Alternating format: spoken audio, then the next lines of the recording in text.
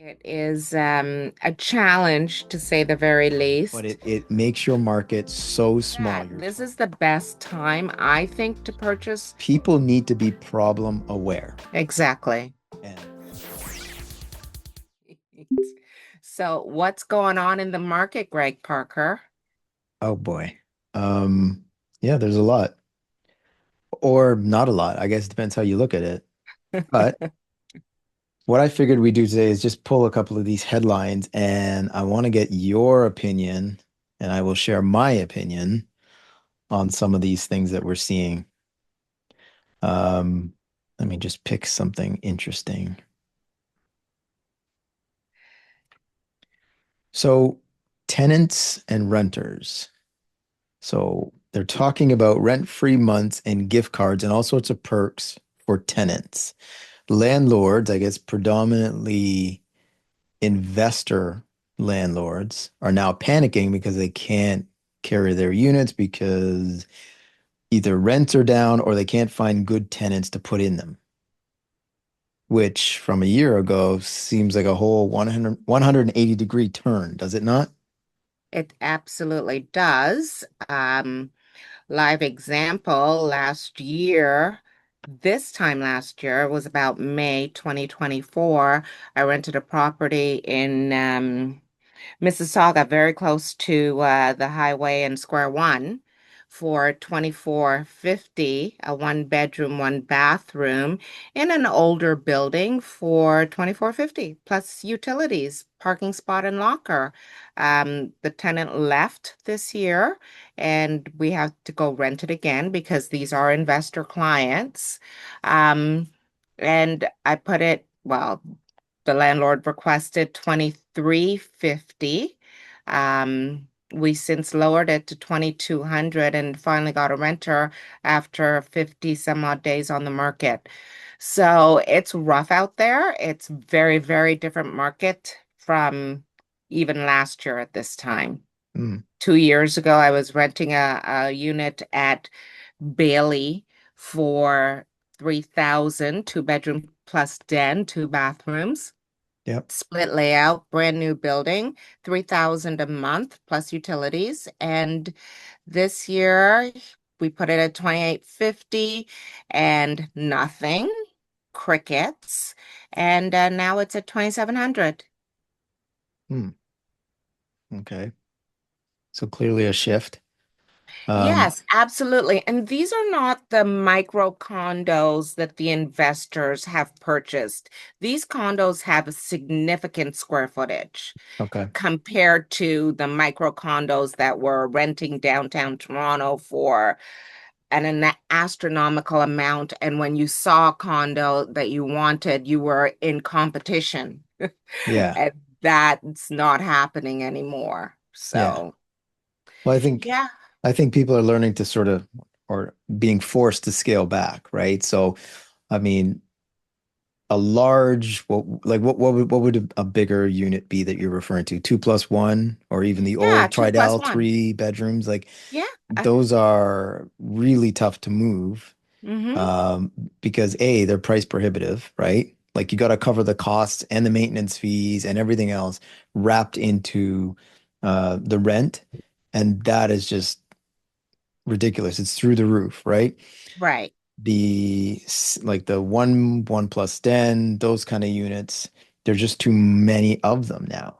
So, from what I'm seeing, they're saying that there's a 29% increase from a year ago in condo units available for lease. And most of those are going Mm-hmm. to be on the small end, right? Mm-hmm. So you've got, an extra 30% of inventory right there.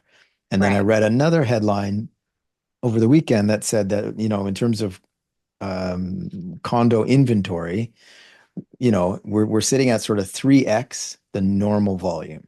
Right. So there's 3 times the amount of inventory available Mm-hmm. that we would usually see. So as a buyer, as a renter, even as a seller, I mean, the playing field has completely changed, right?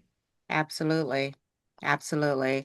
There are, yeah, there's several on the market right now. I keep seeing price change after price change after price change. So that is indicative of a slower market when it comes to rents, for Yeah. sure. What I would say I find interesting, I don't know what your take is, but I don't see like if I was a first time buyer, this would be perfect. Like this is the Absolutely. perfect storm where I you've agree. got way more inventory, you have time to think. Interest rates are still very, very manageable compared to what they could have been, had we gone into, some sort of market meltdown or recession or whatever. Like Right. this still seems like a great buy opportunity, and I'm surprised more people aren't buying. Yes, I absolutely agree with that. It seems to me that I don't know why they're not buying. There's enough product out there. When I say product, I mean units out there that you can actually get a very good deal on, which is unlike last year or even the year before that or the year before that. This is the best time, I think, to purchase a condo unit, whether you're an investor or an end user. If you're an investor, you should definitely be out there looking for units. Interest rates aside, I believe I've never seen numbers like this when I've been looking to buy a condo, right? Yeah, So it's one of those things. It's one of those, the market is good for buyers, not so good for sellers when it comes to condos, yeah. you know? I think part of the challenge or part of the issue is psychology. So I think people are watching to see what other people are doing. And if other people aren't buying, they're nervous, right? They're Right. like, well, maybe it's not the right time. And I've seen Mhm. this season after season after season, right? Like people will want to jump on the bandwagon after the bandwagon is halfway down the street. Like it's already almost gone, Mm-hmm. right? And then like I should buy a condo. So now you're facing competition, you're facing less inventory, like Increased all costs. increased costs, like all the factors are going against you. And I think Mm-hmm. people need to look long term. So I helped a couple buy a condo 4 years ago, Mm-hmm. and they're already hitting me up saying, "Hey, what are our options? Can we rent it out? Can we sell it? Can we flip it? Can we?" And I just don't think people have like a long enough view of what real estate is, Mm-hmm. right? So yeah, in the last 4 years, I think they've gone up, if my math is correct, maybe 5 or 6%. And then the prices sort of come back to where it's sort of flat Mm-hmm. from like 2021. Yes. So they would say, oh no, I'm possibly going to sell at a loss. But if you look at it long term, and long term has to be like 10 years or more, Mm-hmm.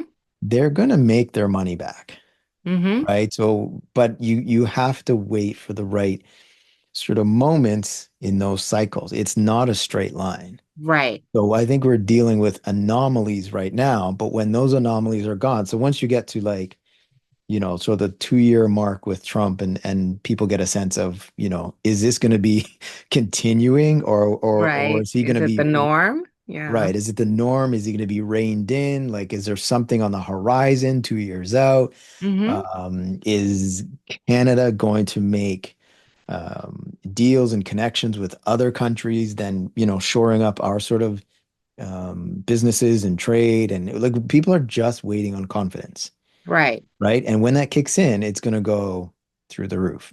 Mm-hmm. If Trump is serious about foreign students, well, where are the foreign students that would typically go to, Boston, New York, Chicago, all those schools? If they're foreign students, where are they going to next? Toronto, Montreal, Vancouver, East Coast, Dalhousie.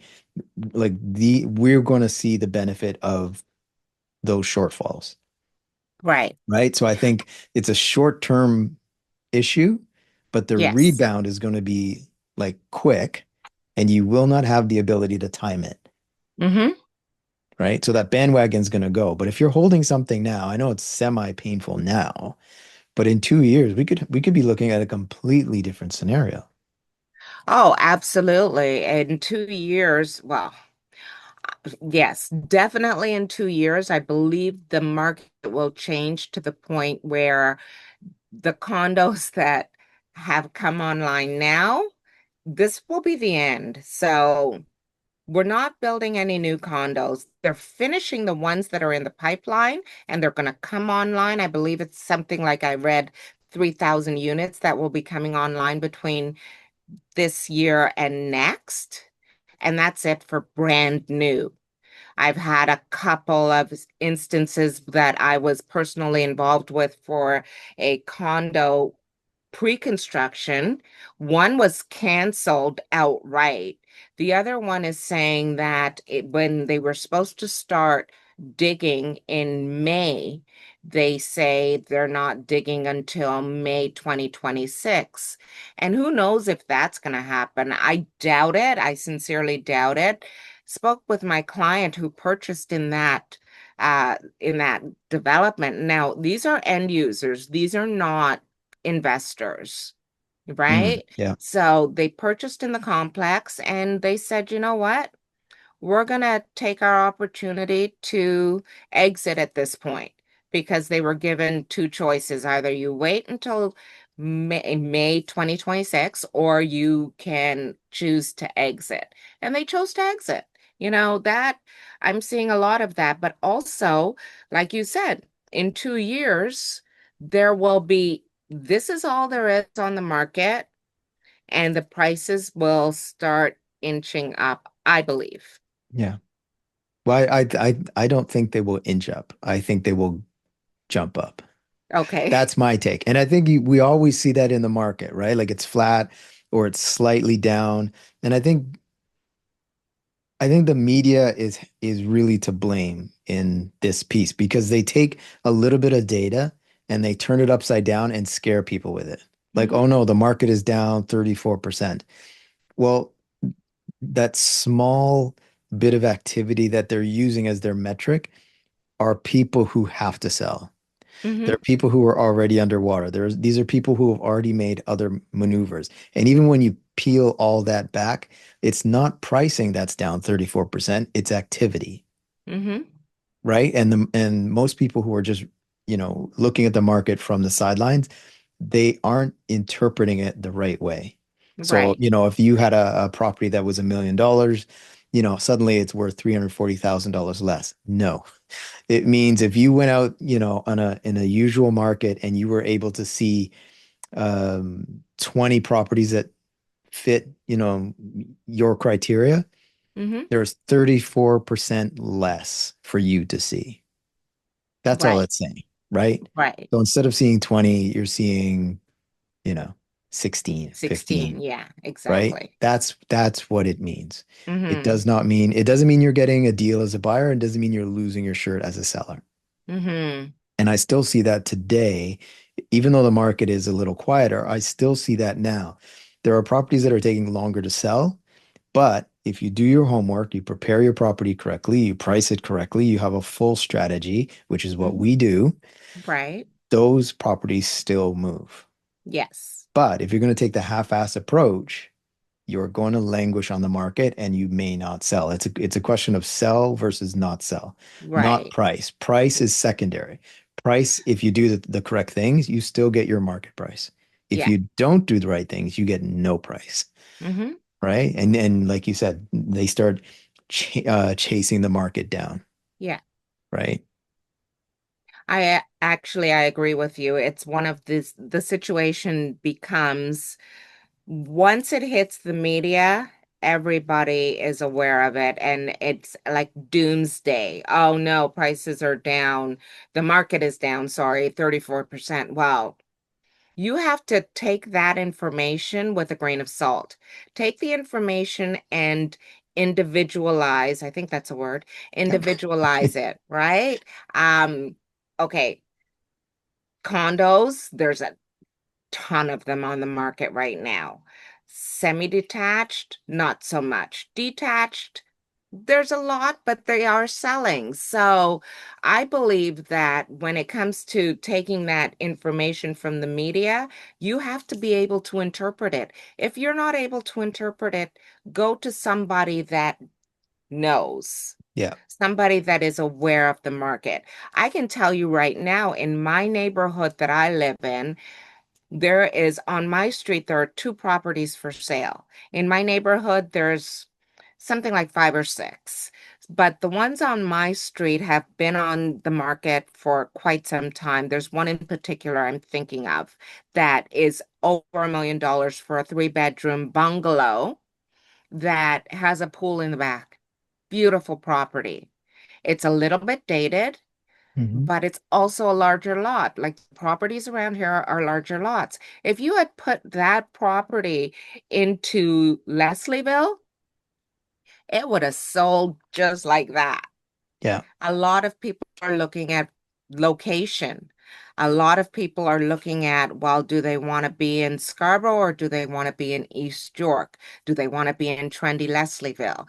Not that I'm saying anything's bad about Leslieville, but you understand what I mean. Yeah, of There course. are areas and pockets of this city that are still getting multiple offers, that are still selling at higher prices. They're just there just are, but the media is not capturing that. No. And I think you also have to look at it in terms of geography. Yeah. So it's no different than any sort of retail situation, right? So if you're going out looking for something, whatever it is, new pair of shoes, a new car, an outfit, a computer, whatever it is that you're searching for, Mhm. you're going to go to the place where you get the best version of that thing available to you, and you're going to start there until you realize they don't have enough supply. The price is, out of reach. Hmm. And then you're going to start going, from the top tier shop and start working your way down until it fits your budget, until it fits Yeah. your criteria, until you're able to actually acquire that thing. So people, Right. yes, people will start in Leslieville. People will start in, Midtown. People start in pockets where they hope they can get something, and Hmm. they won't shift their focus to plan B or plan C until they've exhausted their time and resources in the thing that they want, Right. right? So like I will walk into a car dealership knowing full well I cannot afford that, but That I want to Ferrari. dream. Yeah, that, well, you can't drive those in the snow. But you know what I mean? You're going to start at Yeah. that thing where you're hoping you can get it, Yeah. hoping that there's a way in. And when you start to come to the realization that it's not fiscally possible, Hmm. you start to work your way down to find a suitable substitute for that thing. Hmm. But when you look at Scarborough, when you look at Durham and Peel region, as you start to get outside of central Toronto and those hot neighborhoods, Hmm. it takes, I would say it takes like an extra maybe month and a half or 2 months for those sorts of ideas to permeate into those areas. So if you have, a hot sort of central core, you'll probably see 6 to 8 weeks later, if there's still that continued frenzy, people moving further out into different pockets, into different areas, and Right. where they said, "Oh, I wanted a two-story," all of a sudden the bungalow is starting to work for them, Hmm. right? That realization, that sort of tipping point needs to happen. Hmm. But I had a question for you. You mentioned that property in your neighborhood Hmm. taking a while to sell. Let me pick your professional brain. So let's assume, they came to you and said, "Okay, we're done with our realtor." What would you do differently to make that work? I just want to That's get a your opinion. very good question, Not to put you actually. on the spot, but we can Yeah, discuss. because you have put me on the spot, to be clear. Um, what would I do differently? You know, I'm not sure that there is anything that you can do differently short of um the staging. The staging, I think part of the thing with staging is it's key to help selling the property. Mm, You can give away all kinds of freebies, as you mentioned, with the rentals, gift cards or whatever the case may be, but um open houses, staging, I would drop the price and hold offers. I would drop the price significantly and hold offers. It depends on, whether these actual sellers want to sell or not. Yeah. Yeah. Yeah. You constantly get people who want to test the market. Oh, well, let's test the market. That's a lot of work for a realtor that is doing the job right. It's just a lot of work for a realtor that's doing the job right. Just to have you in 60 or 90 days say, I don't want to sell anymore, or I don't Mm, want to be on the market anymore. This is a bad time. I always try to prep my sellers. This is not a good time to sell, Mr. or Mrs. Seller. This is really not a good time to sell. Do you think you can hold off for 6 months, depending on the property, a year, if it's a condo? I try to let them know that the market is not great right now. If you can hold on to it for a little while longer, I suggest you do that. If mm, you really have to sell, well, then let's get about selling. It's about doing the right things in order to make or to bring in a buyer. And sometimes it's just time.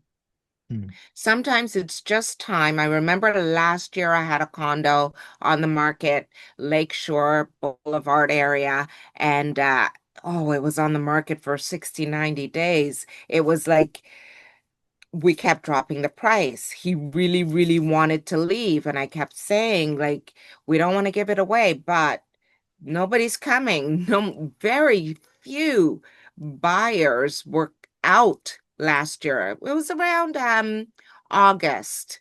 We decided to take it off the market in September. We're going to put it on back on the market after Thanksgiving, Canadian Thanksgiving, and um took it off the market. I got a call from an agent. Can we go see it? I said, let me talk to my seller. They purchased it, took it off the market, and they purchased it within a week. Mm. So sometimes it's just a matter of time. Sometimes you just have to be patient. This in like in the 90s when we purchased, that was on the market for 3 months, Oh yeah. We're going back to that time. People just need to be patient, I believe. Yeah. I think What they would need you do differently, Greg? me personally. I think again, you have to look at your product, Mm-hmm. right? Product is number one. So if you have a decent product or if you have something that you can, do some minor updates, and by updates I mean paint, clean, declutter, just get it show ready. Doesn't Mm-hmm. I don't think we're at the point where you need to do kitchens and bathrooms anymore.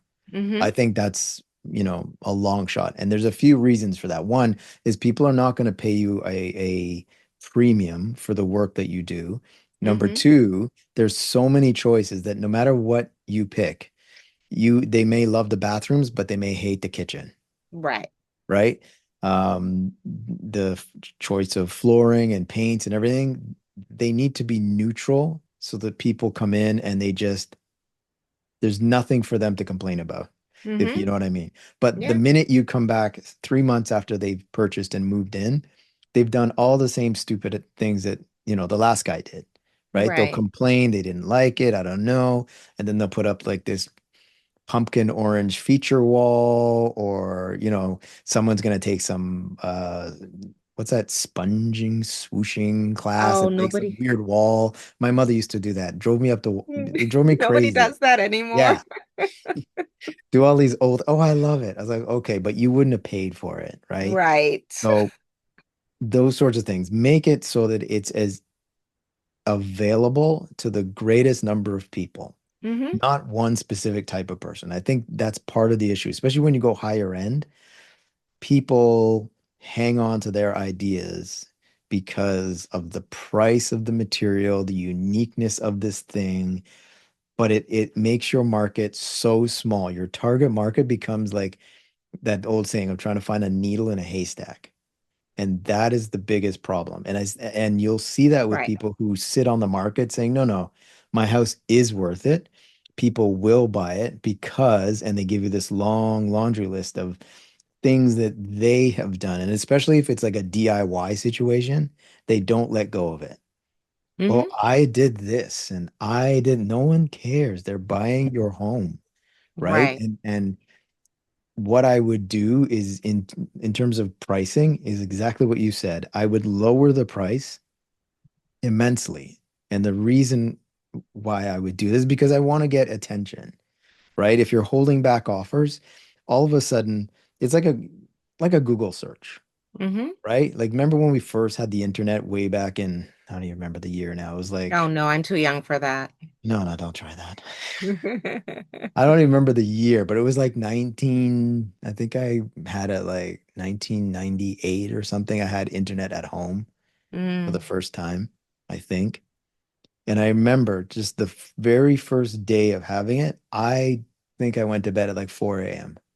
It was amazing. It was like a library that you didn't have to go anywhere. You could right? just sit in your house with track pants and find everything. And I Yeah. researched everything I could find. I found pictures of places I could never find. Like I went so deep into the search. Now, if you tell me to look for something and it's not on page one, I couldn't find it. I quit. Mm, I yeah. gave up so fast. And the same thing happens with buyers.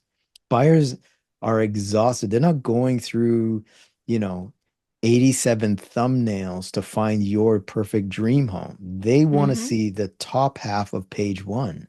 Hmm. There is no other way to get on there other than price. Right. And I've said this at so many listing presentations, and they just look at me like, what? Yeah, yeah, but my house, and like, it doesn't matter. Yeah. No one critiques page three of an MLS search. They're not even going to look at it. Hmm. So you need to be, you got to bring really good product. So your product Hmm. needs to be, show ready and infallible right from the start. Hmm. Then you support it by having an aggressive pricing strategy and holding back offers. People will say, yeah, but what if I don't get the offer I want? That's okay. Like in that 7 to 8 day window when you're on the market, the most important thing that you want to gain from that is feedback. Hmm. Because the only confidence you have is what the market will tell you about your home. Right. So if the market, even in that window, when you're, I don't know, 15 or 20% below market, and people come out and look at your house and they still don't want it, Hmm. there's feedback, right? Right. They didn't like it. So find out what was it they didn't like. Was it the color? Was it the staging? Was it the presentation? Was it, Hmm. all the little incrementals? Is it, some people have houses that are just too worn. Like the Hmm. floors are worn out, and this is worn out. So now you have to tailor it differently. It's not a move-in ready house necessarily, but it's a house that you can then apply your own aesthetic touch. Right. And if you can explain it and tell the story that way in your listing, people are like, oh, yeah, that makes sense. But you can't ask for top dollar until the phrasing that I use is, and I'm trying to remember, but now I'm old. The phrasing that I use No is comment. is like people need to be problem aware, Right. right? And I want to underline this as many times as I can. You need to be problem aware. Self-awareness is the biggest piece. So as if you and if you've gone to a listing presentation, if a homeowner is not problem aware, it's equal to them not having a problem. Right. So if they don't understand and no one is sitting them down and saying the house is great, it's, 8 out of the 10 things of this house are perfect, but there are two things that could be a hindrance. Hmm. And we need to understand what they are. We're either going to address them or we're going to like speak about them, be clear about them, and be open about them from the start Hmm. so Hmm. that it's a non-issue when it comes to discussion and negotiation. Hmm. And a lot of people miss that piece. So, for instance, the roof is old. People want to avoid the conversation. I'm the opposite. My mentality is I want to talk about that first. So, if you can get rid of the elephant in the room, Hmm. all we talk about is the room. We don't need to talk about the elephant Right. part. We Right. don't No, need to you're skirt around the issue. The roof, the roof needs doing. Right. The rest of the house is amazing. I know that you're going to love the house. The roof, it's 10,000. So if you were going to pay 1.3 million and the $10,000 roof was the holdup, Yeah. 1.3 minus 10 grand. Mm-hmm. What are we afraid of right now? Nothing. Mm-hmm. There is no holdup, right? So I think the more you are able to bring a good story forward and be open and communicate all those bits and pieces and then allow the market to do their own thinking, they will come back to you. They ever, and I don't, and you tell me what you think. The people that are out there in the market, of course, there's some tire kickers and people that, want a deal, but I think we all know what market value is. Mm-hmm. We will pretend we don't if we're on the buy side, and we will overinflate if we're the homeowner trying to sell. Right. But we all know at the end of the day, roughly, what a property is really worth. Mm-hmm. The question is how we get all parties to the same point, Right. right? And so, Yeah, you are absolutely right about that. It is a challenge, to say the very least, when you're talking to a seller that wants a certain amount for their property and you're not seeing it at all. no, And whether it's, okay, do we go through and decide that there's a whole bunch of things that need to be changed? Or do we go through and decide that you're not going to change any of these things, but you still want top dollar? You still want that amount, and that won't happen. You will get agents that will say, okay, yeah, I can get you that amount. I can get you like that. They can't. They really can't. And if they are doing it, good for them, good for you, great for you.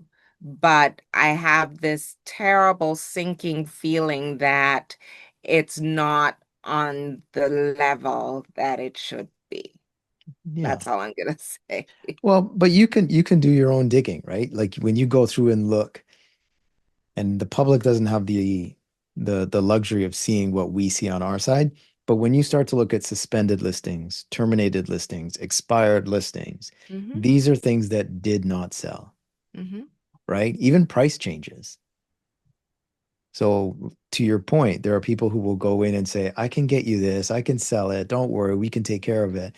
And what they will do is they will get the feedback every week or every other week and go back to the seller and say, well, we've only had 2 showings in 3 weeks.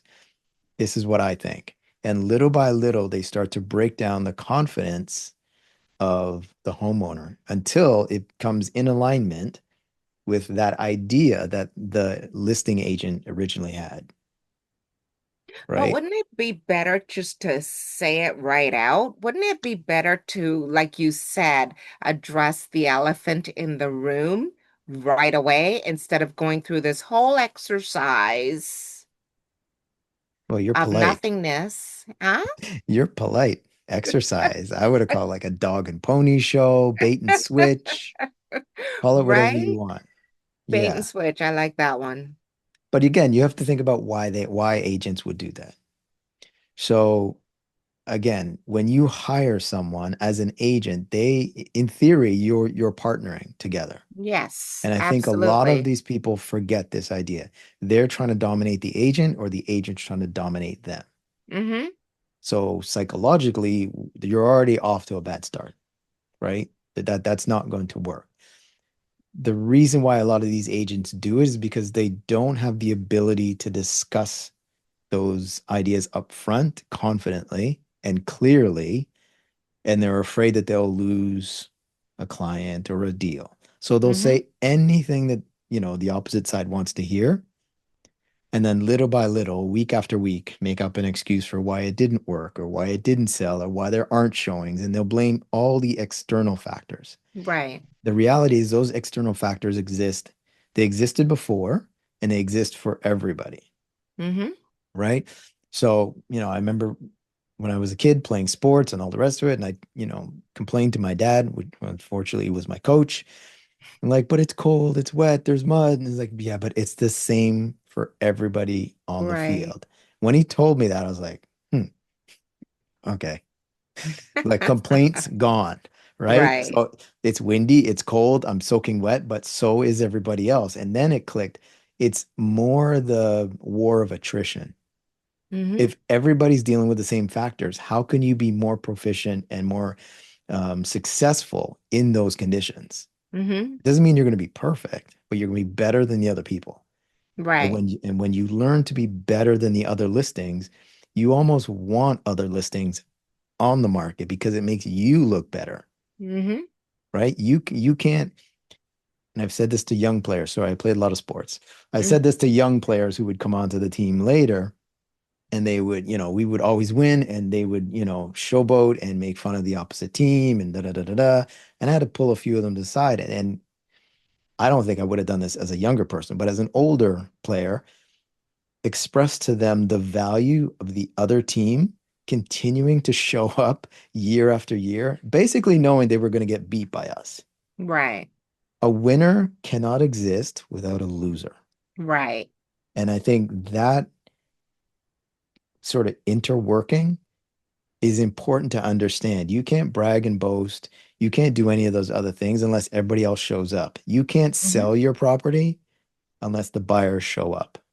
You Mm-hmm. can't tout the positive benefits of your property or even establish a price without the other properties, without the other Yeah. sellers, right? So their loss, your gain is actually their loss, Mm-hmm.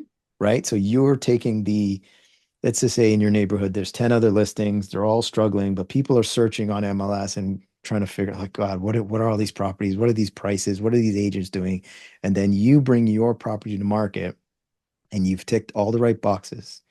You've established and had discussions with your seller client about what the correct price is and the correct strategy. All Right. of a sudden now, all those eyeballs that are trying to figure out the other 10 listings see you and they're like, oh, thank God, Charlene, for bringing a quality property, properly priced, clear instructions on how I can view this property and all the necessary pieces, home inspections and whatever. They Mm-hmm. look at that and think, this gives me confidence to make a buying decision. Right. You need all of those in order to succeed. Mm-hmm. Absolutely. So Yeah, we've you can't put a price on a quality agent. And like you said, it's a partnership. It's not a dictatorship. yeah, we've had It's it. one of those, it's a collaboration and it has to be, Yeah. right? In order for everyone to succeed. So, absolutely. Wow. That was lively. What else you got for me? More? You want more? That was plenty. I don't know. I don't know. I think that in terms of what I see in the market, I think we are turning the corner a little bit, but for me, the fundamentals, I don't have a good grasp of. And that I think is making people a little less confident. Because fundamentally, like what has changed in Toronto? I don't think really anything. Well, there's the madman next door.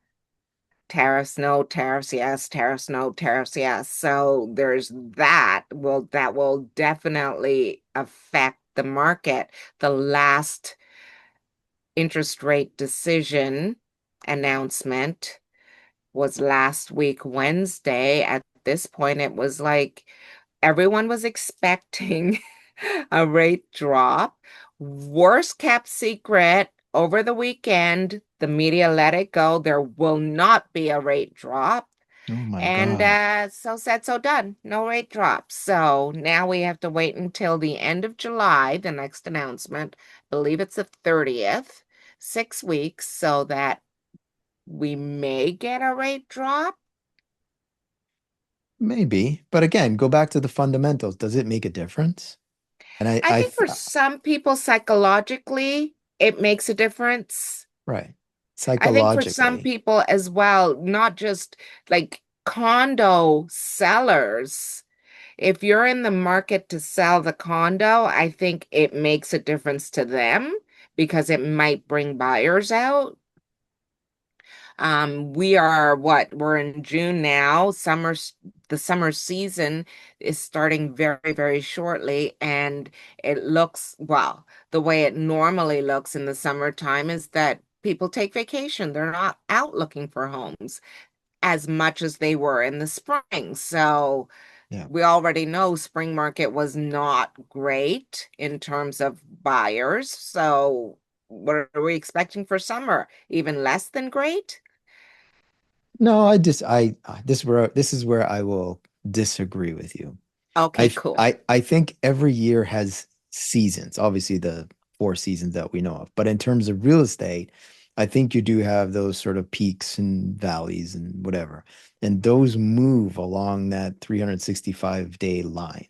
Hmm. So even though the spring market hasn't been stellar, I still think there's room in the year to put those hot times, right? So if that moves further into the summer and into the fall, I still think there's room for it. Because if you look statistically, okay, since COVID, it hasn't been a normal sort of line.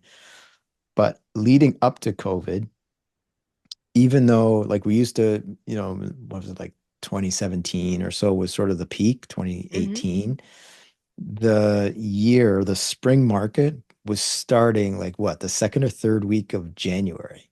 Yeah. People would pay off their Christmas and holiday visa bill and then just go back out again. Yeah. And it just was so much that like it just shifted everything around to the Hmm. point where, yeah, the summer had to be absolutely dead because if we kept on that pace, the price appreciation for those homes year over year would have been like 15 or 20% Hmm. instead of, whatever it was, 8 to 10%. So like there's no way to sustain it. But when you look at it year over year in terms of the number of sales, they were all relatively close. When those sales happened is where it differed. Hmm. So we were always in that sort of, what was it, like 110,000 sales or something in that sort of range every year. And then we hit COVID and then that plummeted, Right.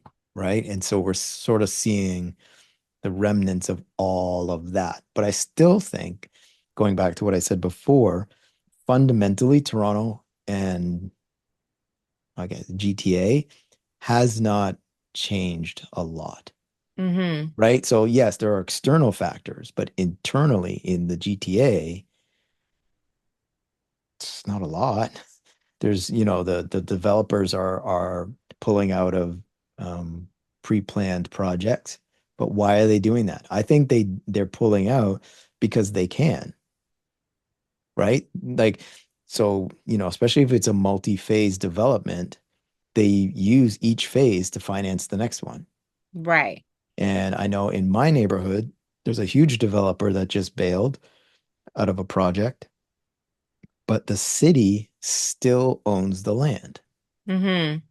So, and it's a huge developer through Toronto, and I'm still confused as to how that is a thing. So if they've taken a giant swath of land, graded, redeveloped, and all this sort of stuff, but haven't started the build, and then they're like, "Well, we can just walk away.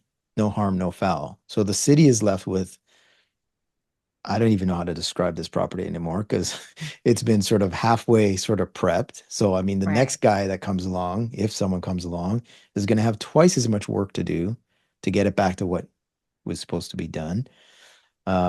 This person has gotten, or this developer has basically gotten off, which would, in a way, that would seem like scot-free, if that's a real thing.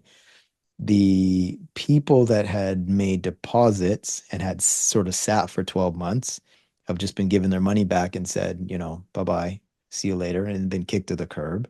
Hmm. And I think this is not, a unique story when it comes to developers. There's a No, bunch of no, them I who are know. just saying, I would, and again, if I was in their shoes and I had the tools available to me, I might, if I wasn't, so nice and noble, take that same route. and be like, Right. well, I can just shut this business down and open another one tomorrow, a completely different name. And there is no connection between those two, Mm-hmm. right? So there is no real liability. I take a loss on company A and I start up company B doing something different that doesn't expose me to millions and millions and millions of dollars of losses. Right. But other than that, fundamentally, the city is still a good place to buy. It is a good place to buy. It's a great place to buy, but and the prices are lower or they're they're they're comparable, I believe. You definitely will get a deal out there, partner with a realtor that knows what they're doing and all of the things that you need to look for in terms of home inspection and termites and wet inspection and all of those things and look at the state of the roof. Hmm. And understand it, those things are all fixable, right? Right. That's all part and parcel of being a homeowner. Mm-hmm. However, the upside is so much greater. So if you're a renter, for instance, and you walk into a bank, they barely know your name. Mm-hmm. If you're a homeowner with a mortgage and a line of credit and credit cards, they know you by first name Mm-hmm. because you are a huge client to them. And Right. that, although it looks like debt, that debt is what fuels the growth. It's what opens doors for you. It's what gives you the ability to get more credit and to Mm-hmm. maneuver and to build equity, and that equity then flips into something else. I think it's one of those things we don't or it's not spoken about enough. So especially Right. to young people, Mm-hmm. right? Rent is great. Rent is great. It is for a short period of time. Home ownership is painful to start for a Yes. short period of time. Right. But there's going to become that point where those axes meet. So Yes. rent will always go up, but your mortgage payment won't. Mm-hmm. And it's going to come to a point 5 years in or whatever it takes where you're going to look at what you were renting and where it is in 5 years versus your mortgage payment staying the same. And Mm-hmm. over time, actually becoming lower because of inflation and the value of money. And right. So if you're spending 3,000 a month on your mortgage and you look 10 years out from today, $3,000 a month is going to be nothing. Right. Right. Like you just look at the cost of things now and the cost of things in 10 years, it's going to be night and day. Right.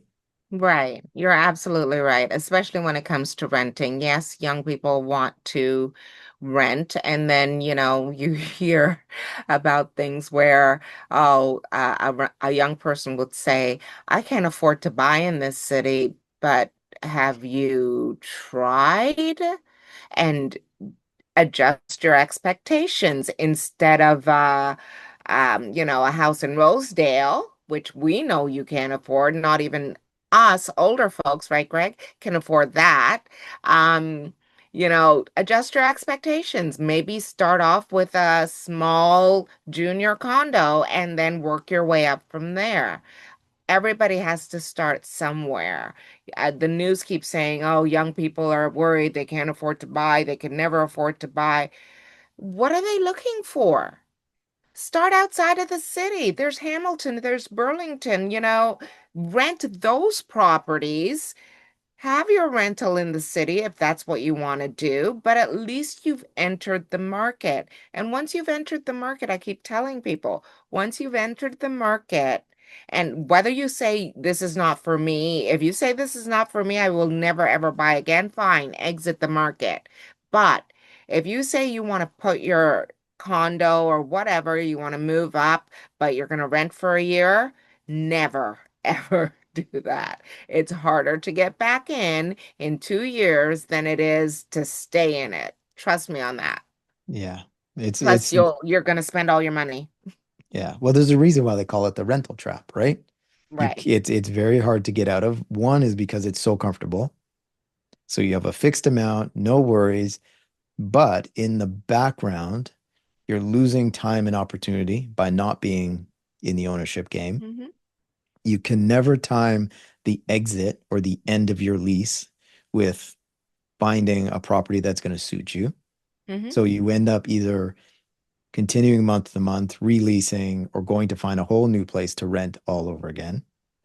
And it just becomes this cycle. Yeah. One thing I will say for all the people who are at that sort of condo stage saying, I don't know what I'm going to do. I love bungalows. I think bungalows are amazing because you have two floors. And if you want rental income, the basement. So if it's just, you and a partner, upstairs is plenty.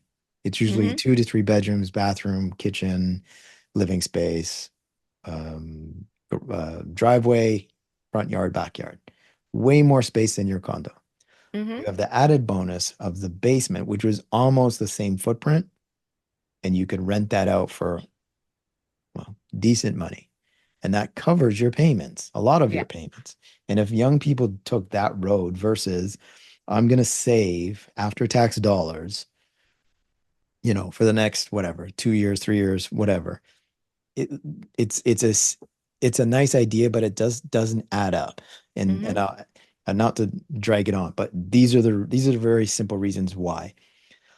When you try and save money, you are saving after tax real dollars. Mm-hmm.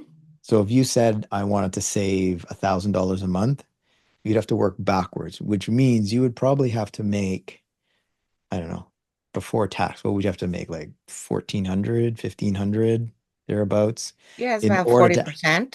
in order to actually retain $1,000. Mm-hmm. Now, when you have that money, you just have that money. Mm-hmm. So at the end of the year, you've got, 1,000 dollars times 12,000 dollars. 12,000. Yeah. With a house, you have the benefit of leverage. So every $1 you have can give you four more dollars. Mm-hmm. So if you had 12,000, now you've got 60,000. You can't toy with that math. Right. There is no wealthy person who made money by saving. They make money by putting the money that they do have to work for them. Exactly. And that's the key. If you can go and leverage your $1 for four more dollars, like, I don't even know what to say. Like, case closed. Case Pro- closed. the prosecution rests. Like, Right. right? It's like walking into a casino or a stock exchange. You'd be like, I have $100,000. Will you please give me 400 extra thousand so I can make a profit? It was like, no. But you walk into a bank and say, I have $100,000. Could I please borrow $400,000 so I have a total of $500,000 that I can utilize to make a profit with? Yes, Right. sir. Yes, ma'am. No problem. No brainer. Yeah, absolutely. That was a good ending to this conversation, Greg. I try. I try. Smart money, smart money. Right there. Yeah. Excellent. So good Okay, talk. stop this recording now. Now, are you sure? But you Yeah. didn't do your ending. I did my ending. Smart money, smart money. All right.